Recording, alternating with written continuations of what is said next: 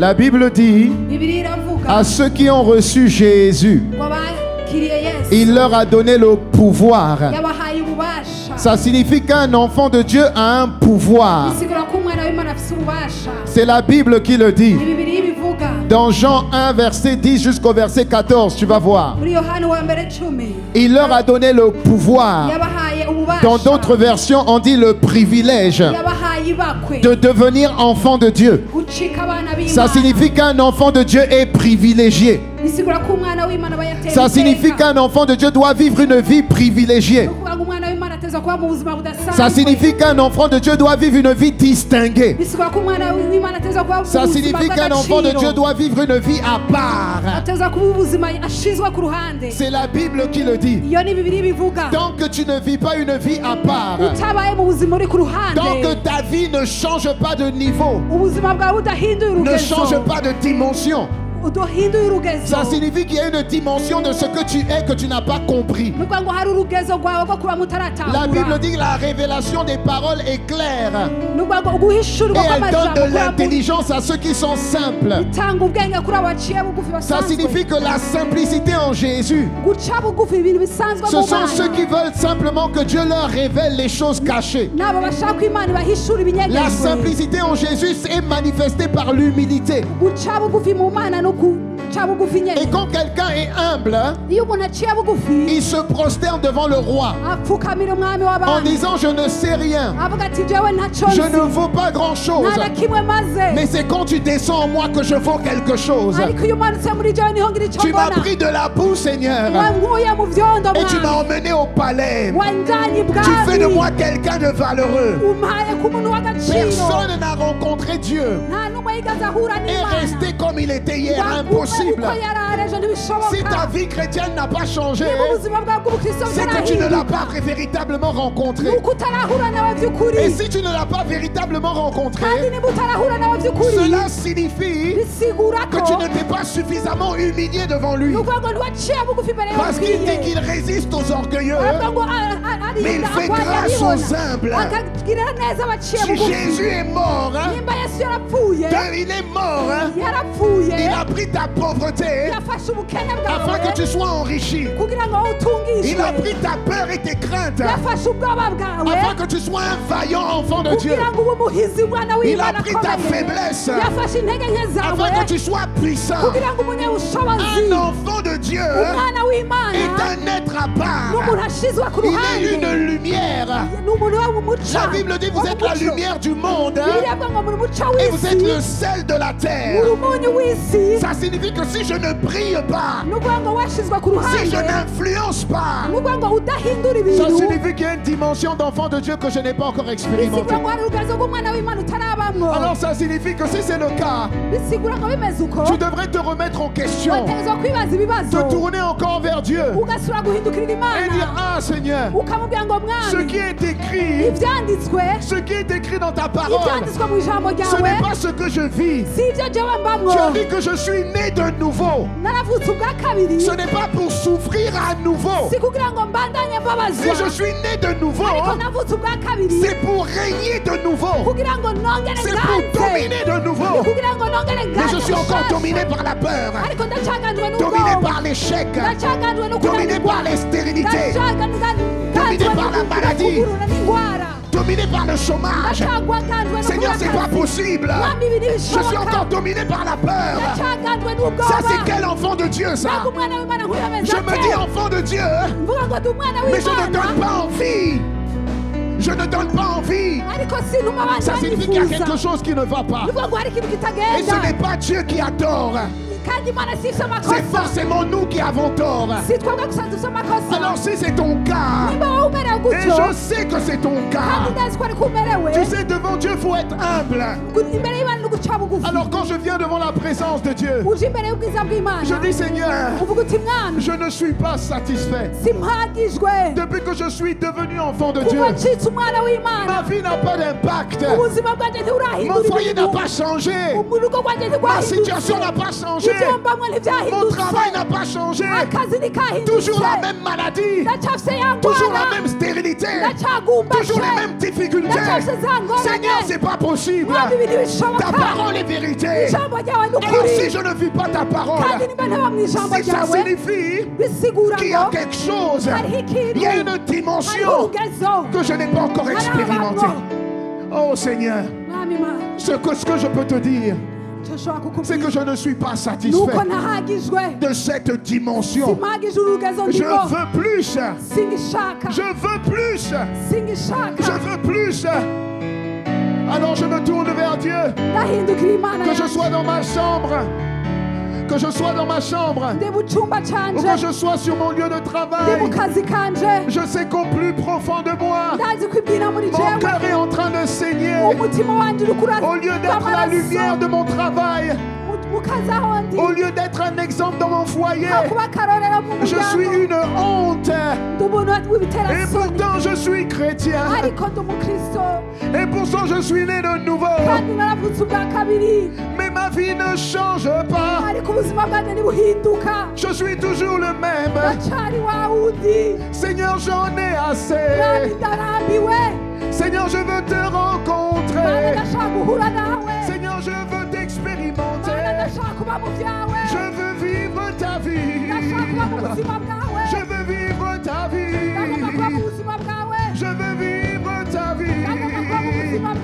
La vie du ciel sur terre. Oh, non, non, je ne suis pas satisfait. Oh non, non, non. Dimension ordinaire. Oh non, non, non. Je ne suis pas satisfait. Je dis à Dieu. Je ne suis pas satisfait. Oh non, non, non. Dimension ordinaire. Oh non, non, non. Je ne suis pas satisfait. Je ne suis pas satisfait de ce que je vis.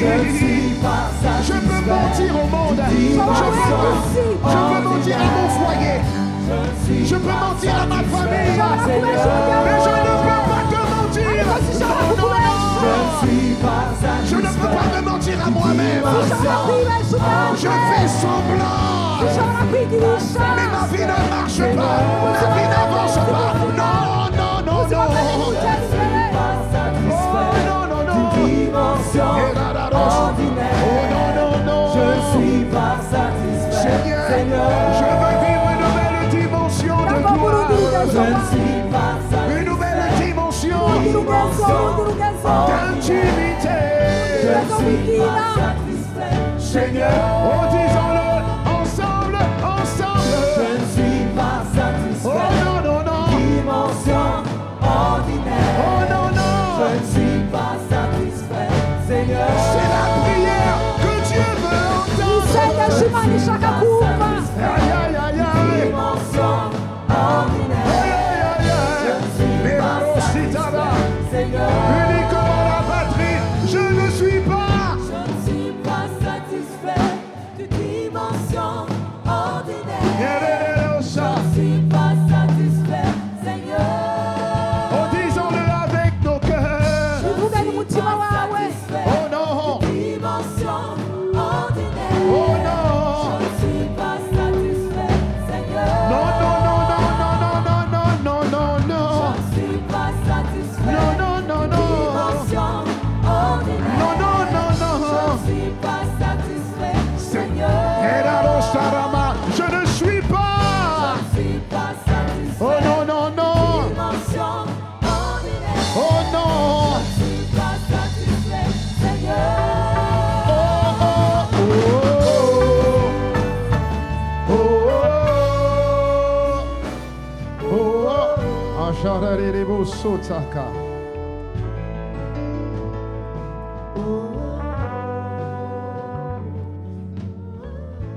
Ararero sote mahande sete. Ararero sote karabaita. Seigneur, je suis fatigué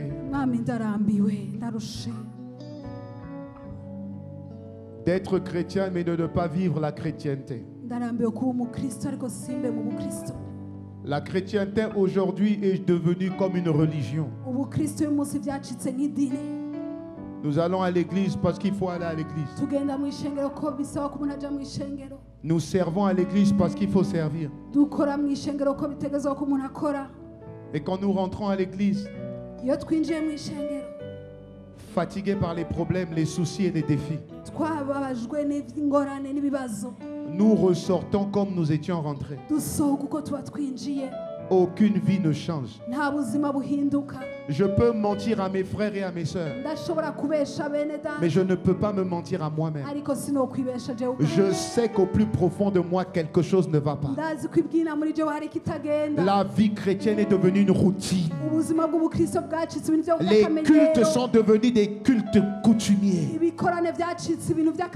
C'est la même chose. Ce sont les mêmes chants. On chante avec la tête et plus avec le cœur. C'est devenu une routine. Nous avons perdu la communion avec le Dieu vivant. La Bible dit que nous avons une relation avec un Dieu vivant. Mais notre chrétienté est devenue morte.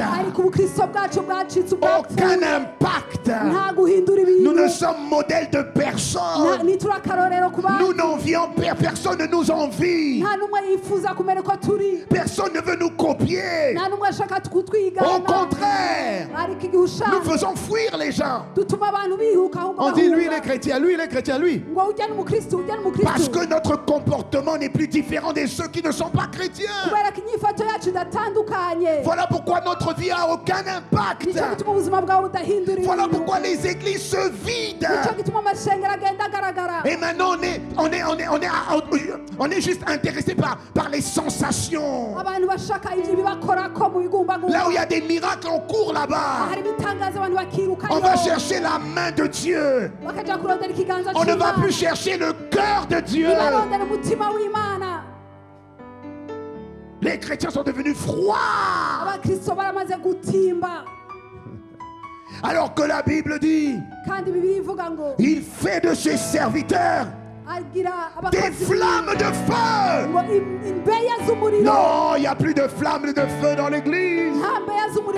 Pour adorer, on est froid. Pour louer, on est froid. On est obligé d'exhorter le peuple pour que le peuple puisse acclamer celui qui a donné la vie. Oh, l'authenticité d'un chrétien a disparu. L'église est remplie de gens qui font semblant. Et Dieu dit, mon peuple m'honore des lèvres, mais son cœur est éloigné de moi. La routine. La routine. On vient entendre la parole.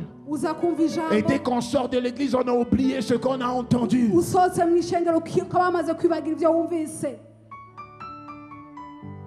Il n'y a plus de vie chrétienne. Il n'y a qu'un semblant. Il n'y a que des apparences. Il n'y a plus de personnes qui viennent rencontrer Dieu. Qui viennent rencontrer Dieu. Qui viennent rencontrer la parole de Dieu. Il n'y a que des chrétiens de Nazareth qui se mettent à épier et puis à dire comment il est, qu'est-ce qu'il dit, est-ce que ce qu'il dit m'apprécie, est-ce que j'accepte ce qu'il dit ou pas. On est juste en train de contester la parole. On est en train d'épier la parole. Au lieu d'avoir une rencontre avec la parole, on est en train d'avoir des pieds la parole et de la critiquer. Si la parole ne nous arrange pas, on la repousse. La vérité pure n'est plus prêchée. Ou quand elle est prêchée, l'église se vide. Les gens couchent hier. Ils sont dans l'impudicité. Ils sont dans l'alcool. Ils sont dans le semblant. Et le lendemain, ils viennent à l'église.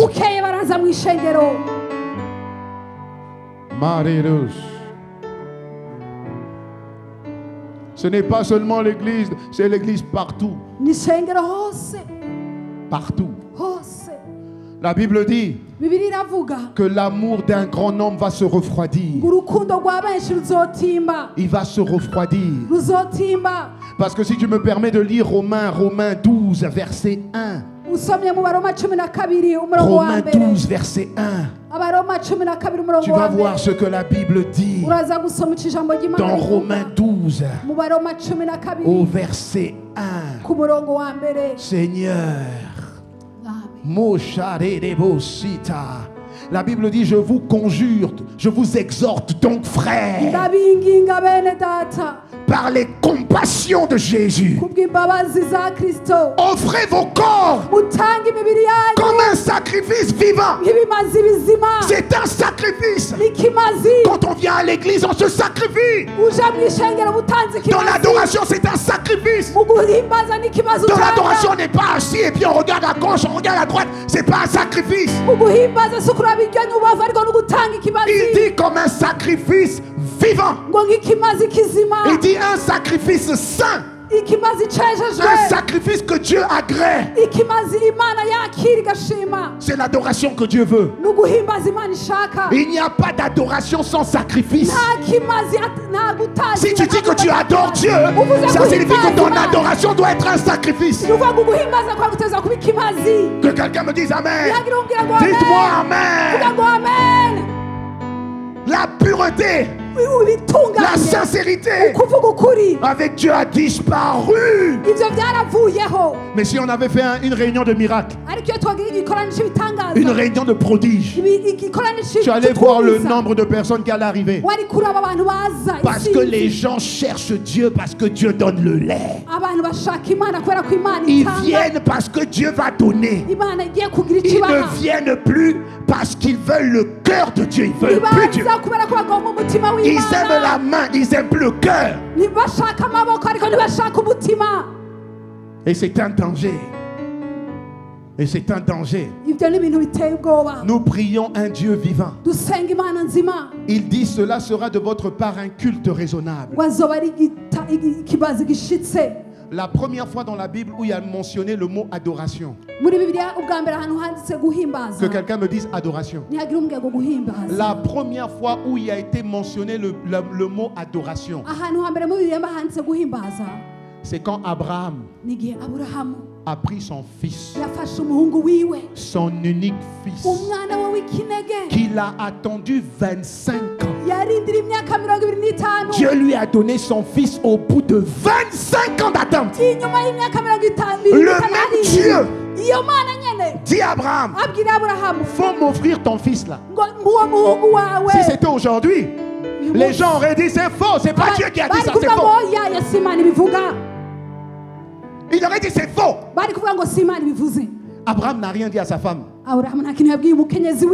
Il a pris Isaac avec ses serviteurs. Et puis ils sont allés. Et puis ils sont allés. Et puis au pied de la montagne. Que quelqu'un dise montagne. Que quelqu'un dise montagne. Il a dit maintenant aux serviteurs, restez là. Moi et mon fils, nous allons aller adorer. L'adoration là, c'était le sacrifice de ce que Abraham avait de plus cher et qu'il a attendu 25 ans. 25 ans.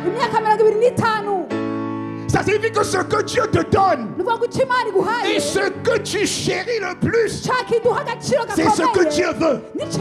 Et c'est ce que Dieu va appeler adoration. Bon, maintenant dis-moi, quand tu viens à l'église et que tu adores, dis-moi quel sacrifice tu donnes. Dis-moi quel sacrifice tu donnes. Parce que quand on adore, adorer veut dire au mot grec proskuneo. La signification de adoration, c'est proskuneo. Proskuneo, ça veut dire face contre terre. Proskuneo. Parce que nous sommes devant le roi de gloire. Nous sommes devant celui qui fait battre ton cœur. Tu ne sais pas comment ton cœur est en train de battre.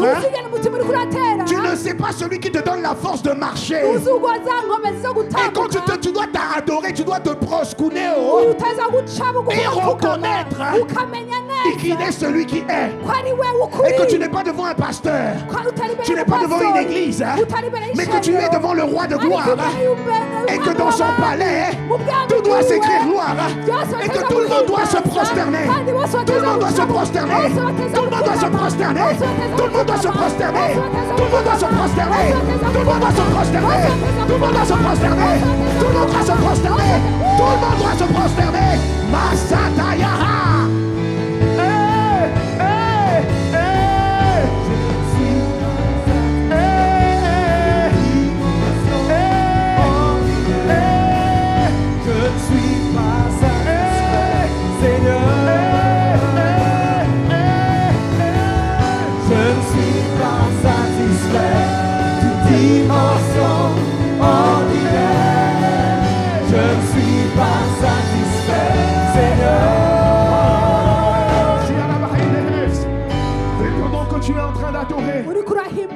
Tu réalises que tu n'es pas devant une statue, non.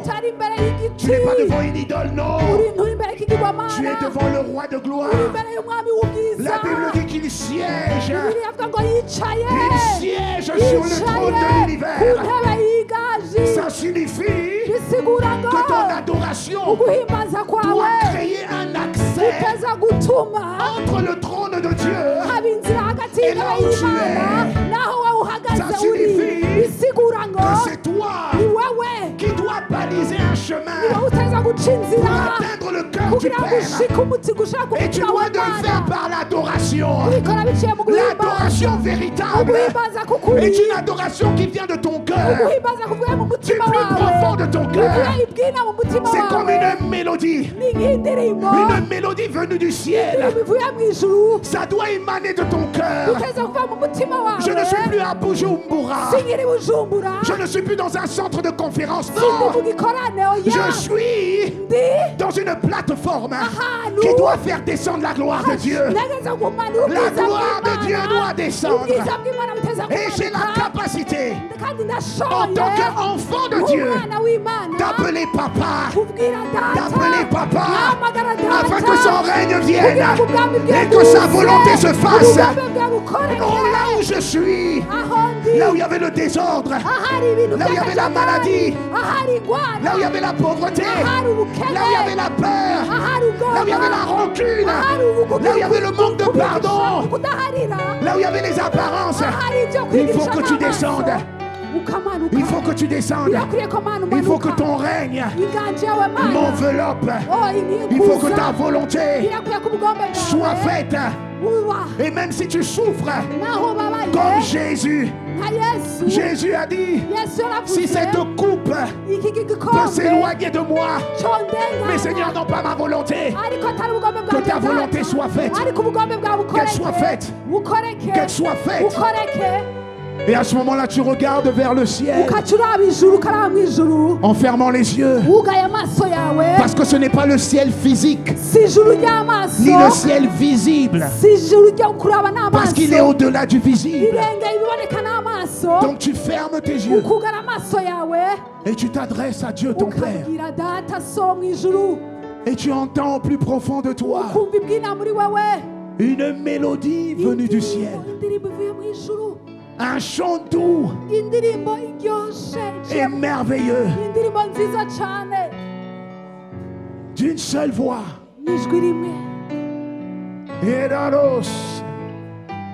Parce que Dieu connaît tes problèmes et tes soucis. La Bible dit que Dieu, les hommes sont frappés par ce qu'ils voient. Mais Dieu sonde ton cœur. Et comme Dieu sonde ton cœur, rien ne peut être caché devant lui. Rien ne peut être caché devant sa face.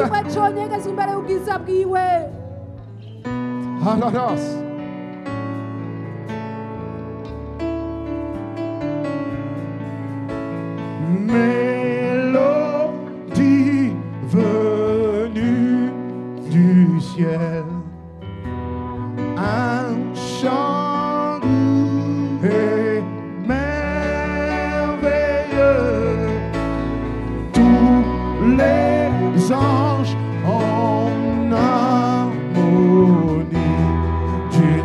seule voix élève son nom, sa puissance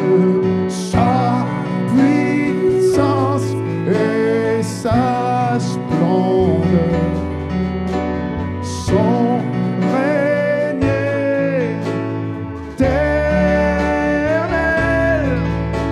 son éclat et sa splendeur, sa bonté sont incomparables.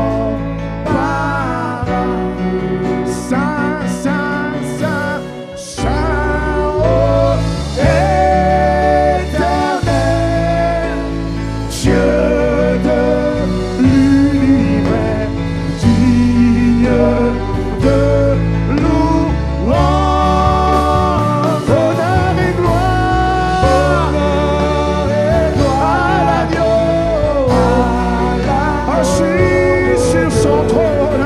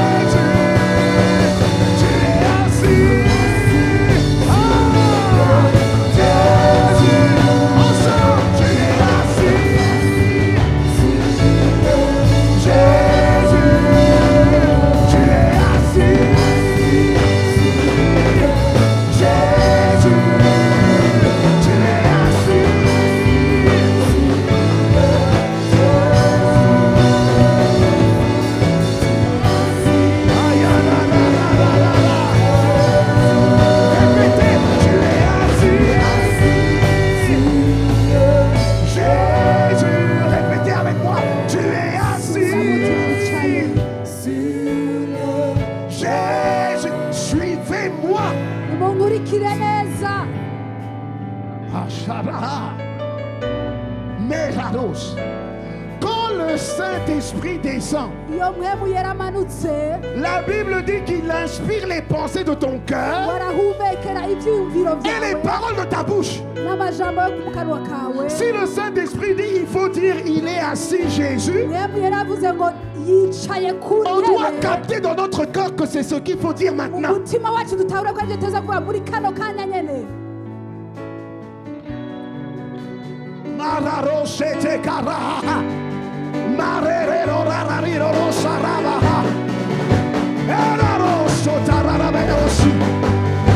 Shara, shara, shara, shara, shara. Shara, shara, shara.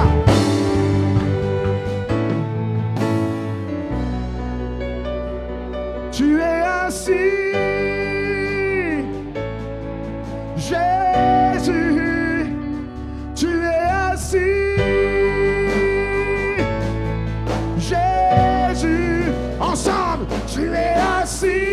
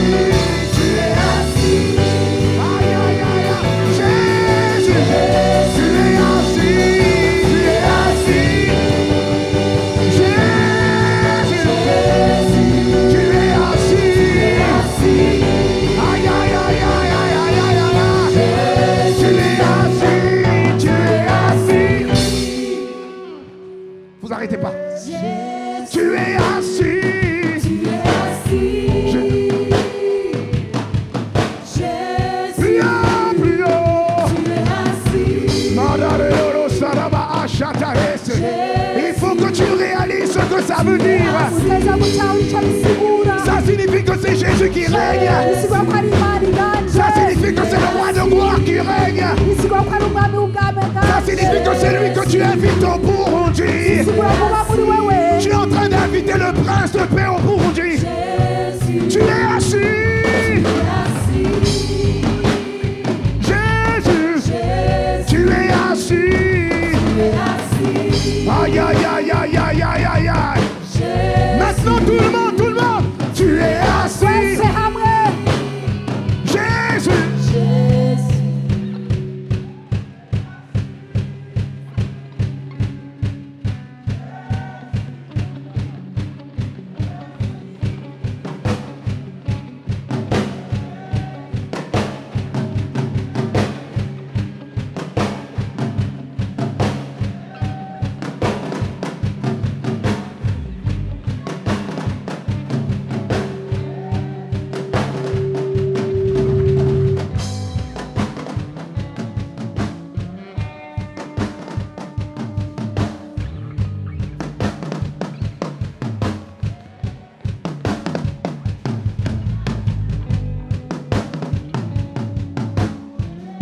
Dis-le plus haut, dis-le plus fort. Yeah, yeah, yeah.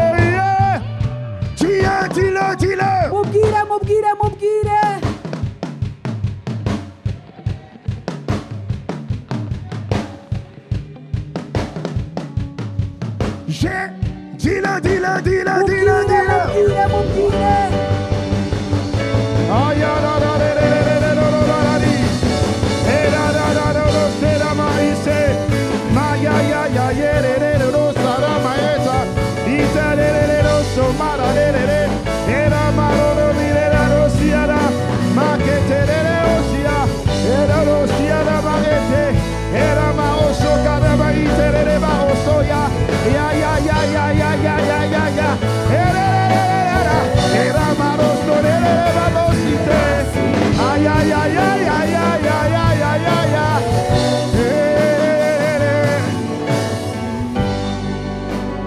Écoutez-moi.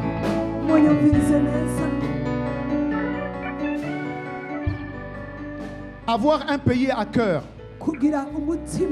ne veut pas forcément dire que tu es de ce pays.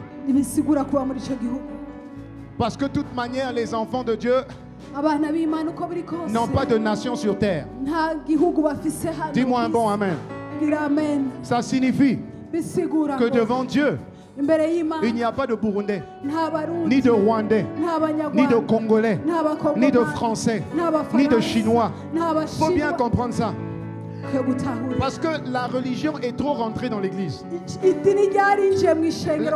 La religion est trop rentrée dans l'église. Quelqu'un qui n'est pas né ici peut avoir à cœur une nation plus que ceux qui sont nés dans la nation. Je dis amen. Et vraiment en toute humilité. En toute humilité. Je crois qu'au milieu de nous, je dois être l'un des premiers à porter à cœur le Burundi. Et je vais vous expliquer pourquoi. Je vais vous expliquer pourquoi. Je vais vous expliquer pourquoi. La relation que vous avez avec Dieu. La relation que vous avez avec Dieu. Le niveau de relation est fonction du niveau de manifestation. Et le niveau de manifestation est fonction de la soif que vous avez dans le cœur. Écoutez-moi bien. Quand je suis en train de prier, je reçois des paroles dans mon esprit. Et si ces paroles disent, il est assis sur le Burundi, ça signifie que Dieu de gloire, Jésus, qui a fait couler son sang, vous l'invitez à s'asseoir sur le Burundi. Alléluia. Je n'ai pas dit il est assis sur le Congo, non. Je suis en train de parler de la nation dans laquelle tu habites. Et regardez-moi, quand l'esprit est là, moi je dis la vérité parce que c'est biblique. La Bible dit vous connaîtrez la vérité et la vérité vous rendra. Regarde comment Dieu a répondu à son propre peuple. Les enfants d'Israël étaient captifs en Égypte pendant 430 ans. Amen. Et pendant 400 ans, Dieu était comme ça. Les enfants de Dieu, le peuple de Dieu souffrait tous les jours. Et il était comme ça. Au milieu de la souffrance, de la maladie, de la pauvreté, de l'oppression, de la peur. On a peur de tout. On a peur. On ne vit pas, c'est pas une vie. Tu as peur de tout. Qu'est-ce qu'on va dire? Qui va me regarder? Comment on va me qualifier? Si je fais ça, on va dire ça. Donc tu n'es pas libre. Alors que Dieu a dit, si c'est Jésus qui t'a franchi, alors tu es réellement libre. Alors nous, on n'est pas libre. Ça signifie que ce n'est pas Jésus qui t'a affranchi. Et ça se voit. Comment? Regarde. Je t'ai dit de dire crie. Il est assis. Le drapeau est là. faut crier. Tu dis, il est assis. Tu dis, il est assis. Tu dis, Seigneur, il est assis. Il faut crier. Alors quand je dis de crier, il y en a toujours qui ne crient pas. Hein? Non, ils ne crient pas. Hein? Il ne crie pas, c'est pas son problème. Ils ont l'impression que je suis en train de mystifier quelqu'un. Papa, je mystifie personne. Je fais comme Dieu dit de faire. Je vais te lire la parole. Regarde Exode 3. Exode 3. Moïse voit un buisson ardent. Il voit un feu. Et ce feu ne se consume pas. Écoute bien. Il voit un buisson et il voit le feu dans le buisson. Il y a le feu, mais le buisson ne se consume pas. Mon Dieu, ça c'est quel feu? Alléluia. C'est le feu qui représentait la présence de Dieu. Regarde maintenant ce que Dieu dit à Moïse. Dieu dit à Moïse. Il dit au verset 6. Il dit d'abord. Non, verset 5. Dieu dit, n'approche pas d'ici. Ôte tes souliers de tes pieds, car le lieu sur lequel tu te tiens est une terre sainte. Ça signifie que ici, là, ici dans cette parcelle, nous ne sommes plus à Bujumbura. Ici, nous sommes dans une représentation diplomatique du royaume des cieux. Il dit, cette terre-là est sainte. Là, c'est saint. Il dit, attention, hein, faut enlever tes souliers. Parce que dans tes souliers, il y a la saleté. Ça signifie saleté dans tes pensées, saleté dans tes attitudes, manque de respect dans ton comportement. Il dit, faut enlever ça vite. Enlève ça, enlève ça. Parce que ici, tu es dans un lieu saint. Dis-moi amen. Dis-moi amen. Ensuite, je continue. Il dit, je suis le Dieu de ton père. Je suis le Dieu d'Abraham. Je suis le Dieu d'Isaac. Je suis le Dieu de Jacob. Et Moïse, quand il a entendu Dieu parler, Moïse s'est prosterné. Et Moïse a fermé son visage. Il a dit, mon Dieu, Dieu est là, Dieu est là, Dieu est là. Écoute maintenant. Il dit, Moïse se cacha le visage car il craignait de regarder Dieu. Regarde le verset 7. Dieu dit, j'ai vu la souffrance de mon peuple qui est au Burundi. Au bout de 430 ans, il dit, et j'ai entendu les cris que lui font pousser ses oppresseurs.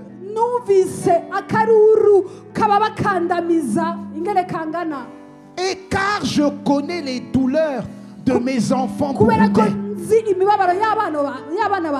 Mais comme ils ont crié à moi, on n'a pas dit chanter, hein? Non, on a dit crier.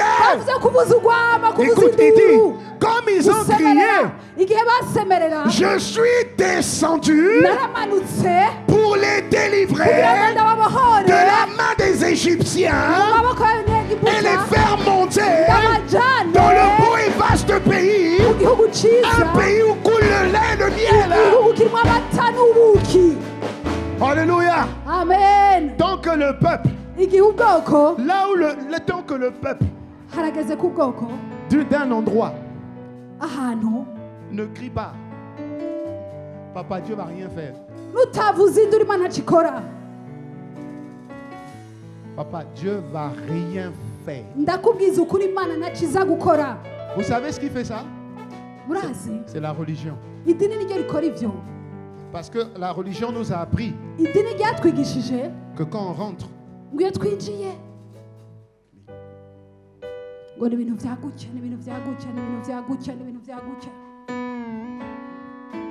Papa, ça c'est la religion. Nous vivons avec un Dieu vivant. La Bible dit que quand le peuple crie, l'Éternel entend et l'Éternel délivre. L'Éternel affranchit. L'Éternel libère. Parce qu'il y a des oppresseurs, il y a des dominations, il y a des principautés, il y a des autorités, il y a des esprits qui sont assis sur le Burundi. À Pointe-Noire, cet esprit-là s'appelait Chikambisi. C'est la reine des côtes. Elle a un temple sous l'eau. Et donc elle a influencé la ville de Pointe-Noire par des pensées d'impudicité, des filles qui se prostituaient, des hommes qui se prostituaient. C'est un esprit. Alléluia. C'est un esprit. Et au Burundi, il y a aussi un esprit. On l'appelle l'esprit de Python. Oh oui, qui agit aussi. Il agit comment? Par la séduction. Il vous donne des pensées. Ces pensées-là sont des pensées de critique, des pensées de suspicion. Tout le monde se doute de tout le monde. Personne n'a confiance à personne. On ne sait jamais. C'est un esprit qui fait ça. Cet esprit-là empêche les Burundais d'être libres dans la présence de Dieu. Ah oui, mon frère, Dieu révèle les choses. Mais je sais une chose, la Bible dit que Dieu nous a donné le pouvoir de marcher sur le serpent, de marcher sur le scorpion et de marcher sur toute la puissance de l'ennemi. Et rien ne pourra nous nuire. Dis-moi Amen. Amen. Alléluia. Éternel Père de grâce, Dieu puissant, tu règnes à jamais. Je dis tu règnes à jamais. Je dis tu règnes à jamais. Tu règnes à jamais. Maintenant, dans le nom de Jésus, Jécostara. Avant que même la parole soit donnée, tu es déjà présent. Tu es déjà présent. De la même manière, il suffit juste d'une personne qui accepte de se soumettre comme Moïse. Juste une personne a accepté en la personne de Moïse. Et tu as libéré tout le peuple captif d'Israël en Égypte. Alors Seigneur, cherche seulement une personne ici qui a le cœur disposé, parce que c'est toi qui fais. Aucun homme ne peut libérer une nation si ce n'est pas toi. Alors Père, saisis une personne disposée, une personne disponible, et que par cette personne répand un esprit de libération, un esprit de délivrance, un esprit d'affranchissement. À partir de maintenant, commence à agir, commence à agir, commence à agir, commence à agir, commence à agir, commence à agir, commence à agir, commence à agir, commence à agir, commence à agir, commence à agir, commence à agir. Pendant que l'esprit est en train d'agir, Dieu nous a parlé d'une famille ici. Chaque année, tu perds un membre de ta famille. Tous les ans, tu perds un membre de ta famille. Dieu est en train de te dire, où que tu sois, à partir de maintenant, l'esprit de mort qui agissait dans ta famille, dans le nom de Jésus, cet esprit est chassé. Je commande par l'autorité de Christ, l'esprit de mort, toi qui agissais dans la famille de mon frère, dans la famille de ma soeur, par le sang de Christ, mort, où es-tu? Où es-tu? Mort, Où est ton aiguillon? À partir de maintenant, tu laisses cette famille. Tu laisses cette famille. Tu laisses cette famille. Nous plaidons les mérites du sang sur cette famille. Frère, où que tu sois, reçois cette grâce. Dieu te visite. Dieu te fait du bien. Dans le nom de Jésus, Dieu te visite. Et Dieu te fait du bien. Je sais que tu es là. Tu te fais connaître par les agents de l'accueil avant la fin de ce culte. Dans le nom de Jésus, nous scellons ta libération. Nous scellons ta délivrance. Au nom de Jésus, dites-moi Amen. Dites-moi Amen.